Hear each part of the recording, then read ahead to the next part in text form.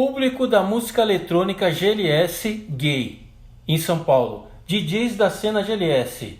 Diferença das baladas hétero e mulheres das baladas GLS. Esse é um assunto que eu quero trazer para o YouTube, relatando algumas coisas, porque teve uma época que eu saía em tudo que é lugar, batendo na porta de clubes, né? E conversando com os DJs residentes, né? Para saber como que era a entrada dos DJs nesses clubes, né? E foi aí que eu trouxe muito dessas conversas para o YouTube, né? Porque naquela época da primeira comunidade que foi o Orkut, muitos DJs tinham a curiosidade para onde iria o seu set mixado, se as casas noturnas realmente ouviam o set mixado do DJ, né? E eu percorria tanto na Vila Olímpia, cheguei até aí na Vieira de Carvalho, onde é o ponto GLS ali, das principais casas noturnas raízes gay, né? Como a Planet G, Freedom Club, Danger. Porque se você pensa que a panela existe no Flash anos 80 e 90, na cena GLS era muito pior, meu. Você se infiltrar. E aí eu achava que o público GLS gostava desse som que eu estava acostumado a tocar, que era o tribal techno, que é uma pegada mais instrumental assim, né, com os graves mais pesados. Mas eu estava totalmente enganado, né? Quando eu comecei a frequentar essas casas da Vieira de Carvalho, como a Planet G, Danger, Freedom Club, percebi que as produções eram totalmente diferentes. E essa época aí, 1999, ano 2000, 2001, 2002, 2004 e 2005, são as melhores produções de Tribal House. Muitas dessas produções eram do Alfernicin, do Breno Barreto, DJ Understand, que era DJ residente da Túnel. Ele fazia umas boas produções também. Eu conheci ele na época do MSN. Nem sei se ele ainda continua nativo ainda, né? Mas gostava das produções dele, que ele fazia uma linha de house assim pesada, né, meu? Com os vocais masculinos e femininos, né, meu? E aí eu comecei a ficar expert nesse tipo de estilo, né, meu? Porque antes eu tocava o tribal techno e achava que o público GLS aceitava esse estilo, né? A partir do momento que eu frequentei essas casas como Planet G, Freedom Club e Danger, percebi que o material deles era completamente diferente. E o DJ Alfernicin, que é esse DJ internacional, ele que levantou a bandeira nos anos 70 da cena GLS internacional. E muitos DJs aqui no Brasil se espelharam nele. O DJ Mauro Borges sempre foi um DJ muito conhecido em levantar essa bandeira da cena GLS. Em muitas conversas com ele, pessoalmente, inclusive no clube que ele abriu com o nome dele, que eu até esqueci o nome agora, mas eu cheguei a ir nesse clube na época. Ele me dizia que foi muito difícil naquela época dos anos 80 levantar a bandeira da cena GLS, porque existia muito preconceito na época, né?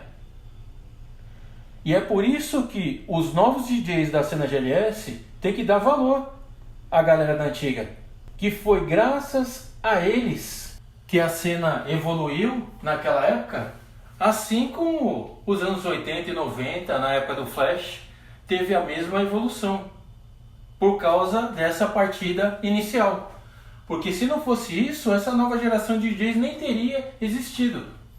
Lembrando que no final dos anos 80, tinha muitos DJs baileiros que faziam seus projetos DJs e era uma sambação total, porque esses DJs eram muito cabeça duras, eles achavam o que eles faziam era o certo. E você percebia que a mixagem nos clubes era totalmente diferente desses projetos DJs. E até que se deu nos anos 90, e muitos desses DJs baileiros resolveram correr atrás e aprender, né? Uma das primeiras casas de GLS que eu fui foi o Extinto Massivo. E eu percebia que o som do Massivo era totalmente diferente desses clubes raízes GLS no centro da cidade, na Vieira de Carvalho. No Massivo era uma pegada assim, mais flash, underground, né? Assim como também a Ipsis Club, que o DJ aqui me convidou para ir junto com ele, era um som totalmente diferente dessas casas raízes GLS no centro da Vieira de Carvalho. Inclusive a Blue Space também, que tem mais de 30 anos aí de existência, seguia o mesmo estilo dessas casas raízes no centro da cidade da Vieira de Carvalho, né? E quando o Alex Hunt ouviu um set meu de Tribal House, foi aí que ele me convidou para ser DJ residente da Phoenix Club. E para mim foi uma grande oportunidade, porque eu segurava a pista sozinho até as 5 horas da manhã. Inclusive tem um relato aí no YouTube que você vê que tem uma pessoa que fala sobre os donos da casa, o quanto eles me elogiavam. Foi tudo verdade o que aconteceu, meu. E achei muito interessante colocar esse relato no vídeo do YouTube, né? Eu conheci o DJ Mauro Borges a primeira vez na época da Hell's Club, quando o DJ Akin me levou lá na Hell's Club, que ficava ali nos Jardins, né? E o Hell's Club naquela época era tipo um encontro de DJs de techno. E aí você via cada coisa ali que os DJs faziam ali, corria atrás, fazia as pegadas ali, sabe? E eu ficava imaginando assim, um dia eu vou querer tocar techno igual esses caras aí, fazendo a correria, dando destaque ali na música, sabe? Achava muito legal, meu.